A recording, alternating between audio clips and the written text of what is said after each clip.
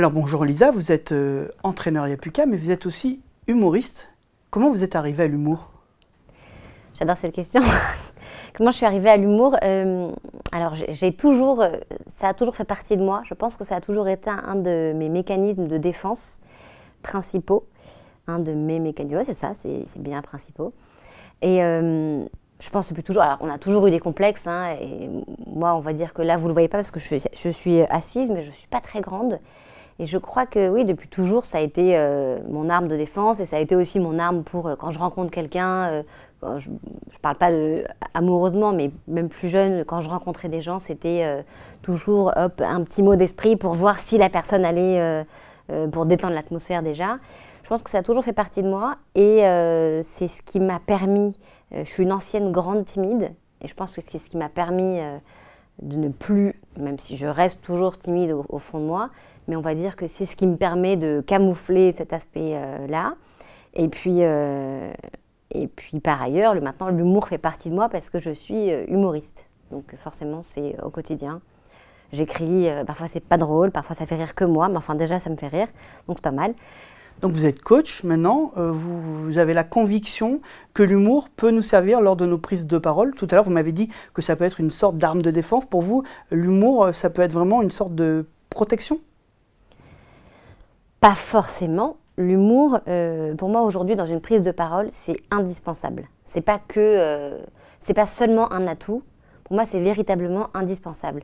Ne serait-ce que, par exemple, on prend deux candidats à un entretien d'embauche, vraiment avec une expérience identique, un parcours universitaire identique, les mêmes compétences, sauf qu'on prend le candidat A à l'entretien, bon, bah, il répondra aux questions du recruteur, voilà. Fin de l'entretien. Et le candidat B répondra aux questions, sauf que dans ses réponses, il aura des traits d'humour, le recruteur sourira comme vous là maintenant. A priori, est-ce que d'après vous, qui va être choisi? Celui qui a répondu parfaitement aux questions, voilà, merci, au revoir, ou celui qui a fait sourire le recruteur? Je pense qu'on est tous d'accord pour dire que c'est celui qui a fait sourire le recruteur. Voilà, donc déjà, rien que ça, parce qu'on a envie de travailler avec quelqu'un qui va être joyeux, qui va nous faire passer un bon moment, parce qu'on passe quand même plus de 8 heures par jour, en vérité c'est quasiment 10 heures par jour dans son lieu de travail, alors si c'est pour se faire chier toute la journée, bon, non, on va éviter. Donc oui, ça c'était un exemple, mais à part ça, faire une prise de parole avec humour, ça va faire que ça va capter l'attention de notre auditoire, ça va surprendre, ça va détendre l'atmosphère. Barack Obama, on le connaît, voilà, c'est l'ancien président des États-Unis, mais c'est surtout un orateur très drôle. Et on a souvent été scotché devant ses interviews, devant ses prises de parole, parce qu'il nous surprend, parce qu'il fait de l'humour, etc. Enfin, c'est juste un exemple. Steve Jobs, c'est pareil. Donc oui, l'humour, c'est pour moi indispensable pour marquer les esprits quand on prend la parole. On n'est pas tous drôles. Comment réussir à faire de l'humour alors qu'on n'est pas drôle? Alors on n'est pas tous drôles, ça c'est vrai, mais on a tous un sens de l'humour. Alors qui va être plus ou moins aiguisé, certes, mais on l'a tous. Cette sensation du mot d'esprit. Après, ça peut être même une maladresse, mais l'intention, en fait, de détourner les esprits. Là, je prends un exemple de J.K. Rowling, qui a fait un discours lors de la cérémonie de remise de diplôme d'Harvard en 2008. Elle n'est pas connue pour être particulièrement drôle. C'est pas forcément très très drôle. Comment ça s'appelle déjà? Harry Potter. Harry Potter. Harry Potter. Je ne l'ai pas vu ni lu, donc c'est pas particulièrement drôle. C'est très intéressant. Enfin, voilà, mais c'est pas connu pour l'humour. Et elle, donc, du coup, son discours qu'elle a fait à l'entrée d'Harvard, elle commence en disant, voilà, je suis très honorée d'être ici. Vraiment ces semaines de préparation à l'idée de faire ce discours, je voudrais vous remercier parce que pendant des semaines de préparation à ce discours, grâce à toutes ces nausées que j'ai eues, j'ai perdu beaucoup de poids. Donc merci beaucoup. Voilà, elle n'est pas forcément très drôle, mais elle commence comme ça, elle fait rire. Ces notes d'esprit, tout le monde les a. En fait, on regarde tous des films humoristiques, des comédies, on rit. À partir du moment où on rit à quelque chose de drôle, c'est qu'on a un sens de l'humour. Il n'est pas question d'être Gad Elmaleh ou Jamel Debbouze ou Blanche Gardin, quoi. dans les entretiens d'embauche, c'est que souvent il y a le stress qui se mêle à l'entretien. Est-ce que l'humour peut être une sorte de porte de sortie pour ce stress?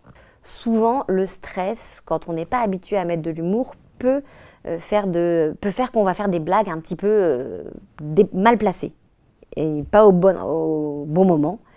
Donc, il faut faire attention. Mieux vaut préparer quelque chose. Moi, j'invite vraiment les gens à préparer des petites blagues sur eux. Et puis surtout, pour moi, la meilleure arme contre le stress, c'est juste d'arriver en disant « Bon, je vous préviens, je suis hyper stressée. Voilà, je vais essayer de faire l'entretien comme je peux, mais j'ai fait 4 fois pipi juste avant de venir. Donc, je vais faire ce que je peux. Mais voilà, les choses sont dites, je suis très stressée. » Et le fait de dire ça, je termine, ça va détendre l'atmosphère et a priori, les gens vont rire ou au moins sourire et ça va briser la glace et hop, et le fait d'avoir dit ça, le candidat qui était très stressé, le fait d'avoir dit je suis hyper stressé, a priori, ça va déjà le détendre. Et justement, pour compléter cette réponse, qu'est-ce que selon vous, il faut vraiment pas faire du tout en humour, en entretien? Est-ce qu'on peut tout oser? Tant que c'est pas vulgaire, oui. La vulgarité, il faut oublier. Ça dépend des contextes. Après, si c'est un entretien pour Marc Dorcel, non, il vaut mieux y aller. Mais vous allez couper ça ou vous allez le garder? On va garder. Il faut être adapté en fait au contexte. La vulgarité, il faut quand même éviter.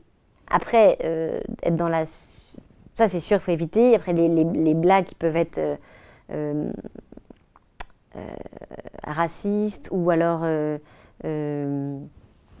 qui peuvent être discriminantes également, il faut éviter. Sauf si on fait de l'autodérision, quand c'est sur soi, ça peut passer. Et encore une fois, dans certains contextes, ça passe un peu moins. Parce que les gens peuvent être mal à l'aise.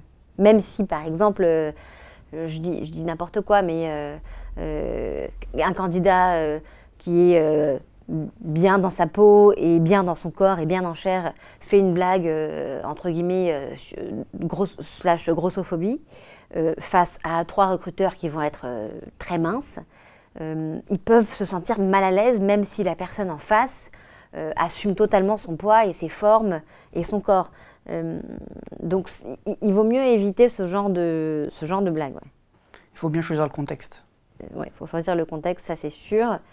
Après, c'est facile de faire des petits jeux de mots, des petites blagues sur le contexte, sur le temps qu'il fait dehors, sur la couleur d'une porte, sur un écran, parce que souvent on zoome maintenant, donc sur une oreillette qui ne marche pas très bien.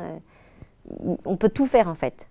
Est-ce qu'il y a des techniques que vous avez apprises avec votre métier d'humoriste et d'improvisation, de stand-up, qui peuvent aider en entretien? En fait, ce qui est très important en stand-up, d'ailleurs pour tout, c'est l'entrée en matière. C'est comment est-ce qu'on va se présenter les premières secondes. Au final, c'est pareil quand on regarde une vidéo. C'est pas au bout de la 10e minute qu'on va se dire est-ce que je reste sur la vidéo ou pas. Non, parce qu'on sera déjà parti. C'est au bout des premières secondes qu'on se dit tiens, est-ce que j'ai envie d'en savoir plus sur ce contenu? Ce contenu m'intéresse. Ben, c'est pareil pour tout. Un livre, quand vous feuilletez un livre chez un libraire, vous regardez la 4e de couverture et puis le début en vous disant est-ce que j'ai envie d'en savoir plus ou pas. C'est pareil pour un humoriste et c'est pareil pour un entretien. Il faut, dès les premières secondes, il faut que l'entrée en matière soit percutante et donc, de préférence, soit drôle pour qu'elle donne envie. C'est ça en fait ce qu'on fait en stand-up, c'est l'entrée, c'est ce qui est le plus important. C'est l'entrée et la sortie. C'est vraiment, généralement, quand je disais que nous les humoristes, on va dans les cafés-théâtres pour travailler un sketch, généralement, on va commencer avec une entrée très solide, une phrase qui va faire peut-être 12 secondes, rien. On va avoir une fin, pareil, solide, une fin qui peut être une phrase de 5, 10, 15 secondes, pareil, pour quitter le public sur une touche forte et qui se rappelle de nous, et qui se disent « Ah ouais, celle-là, je ne sais plus de quoi elle a parlé, mais attends, elle était super drôle. Tu te rappelles à la fin, quand elle a dit voilà ?» Et donc le début, c'est ce qui fait qu'on va écouter la suite. Et le milieu, s'il n'est pas excellent, c'est pas trop grave. Le tout, c'est de donner envie dès le départ d'écouter en fait. Et si la personne qui nous reçoit rigole en même temps, ça peut nous déstresser dès le début? Oui, Oui, bien sûr, ça peut déstresser ou alors et après, faut pas attendre. Alors attention, faut pas attendre de rire. C'est la pire des choses. C'est vraiment ce qu'on essaye, nous, de ne pas faire, c'est d'attendre un rire. Parce que si on attend un rire et si on ne l'a pas, on est tous humains, on n'est pas des machines. Certaines blagues ne vont pas forcément fonctionner, même si à 99% des cas, elles vont fonctionner. On peut très bien tomber face à un recruteur qui sera le 1% restant. Mais pour autant, peut-être que lui, ce jour-là, il aura eu une journée de merde. Peut-être que... j'en sais rien, il se sera pris la pluie, peut-être qu'il aura eu ses enfants qui ont eu des mauvaises notes à l'école, peut-être qu'il a mal mangé, peut-être qu'il vient de vomir, j'en sais rien, mais il y a plein de raisons qui font que, il peut ne pas rire. Donc il ne faut surtout pas attendre de rire, surtout pas. Ça c'est vraiment la chose à ne pas attendre, c'est un rire, parce que quand on n'a pas le rire, on est déstabilisé. Mais justement, si on voit que la personne ne rigole pas dès le début, il vaut mieux arrêter l'humour? Non, parce que les gens peuvent rigoler à l'intérieur d'eux. Ils peuvent essayer de garder la face pour être... L'idée, c'est pas forcément de rire, parce que vous n'êtes pas sur scène quand vous passez un entretien. Moi, quand je suis sur scène, l'idée, c'est de faire rire. Sinon, pour le coup, moi, j'ai une obligation de résultat quand je suis humoriste sur scène. Quand on est en entretien, on n'a pas cette obligation-là. D'abord, je pense que le recruteur qui va se dire que le candidat a fait un effort de faire une belle entrée en matière, le tout, c'est qu'il l'écoute, en fait. C'est pas forcément qu'il rit. L'objectif, quand on a un candidat et qu'on passe un entretien, l'objectif, c'est qu'on soit écouté. Pas forcément qu'en face, la personne rit, mais c'est que la personne reste attentive et garde son attention sur le candidat. Donc j'ai bien compris, il faut se préparer, il faut s'entraîner. Est-ce que vous avez un dernier conseil à rajouter à ces deux-là? Et il faut accepter, il faut être sincère. Il faut accepter de... En fait, c'est le plus difficile, je pense, accepter de se mettre nu.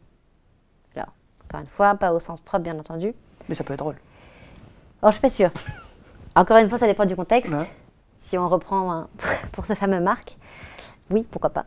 Mais il faut accepter de se mettre nu et de se dire, voilà, je viens tel que je suis, avec mes compétences pour ce poste. Peut-être que j'ai pas suffisamment de compétences, avec mon humour qui est moyen, mais j'ai envie de sourire, j'ai envie qu'on passe un bon moment parce que vous, en face, l'interlocuteur, vous avez pris 1 heure de votre temps, au lieu de gagner de l'argent, ben, vous êtes là avec moi. Moi, j'ai pris le métro et puis je perds 1 heure, ou alors que je pourrais très bien être serveur ailleurs et gagner un peu de sous, ben, je suis avec vous. Autant passer cette heure de manière la plus agréable possible. Et oui, le meilleur conseil que je puisse donner, c'est vraiment être le plus sincère possible et pas essayer de trafiquer. Si vous êtes stressé, eh ben soyez stressé et dites-le, je suis hyper stressé.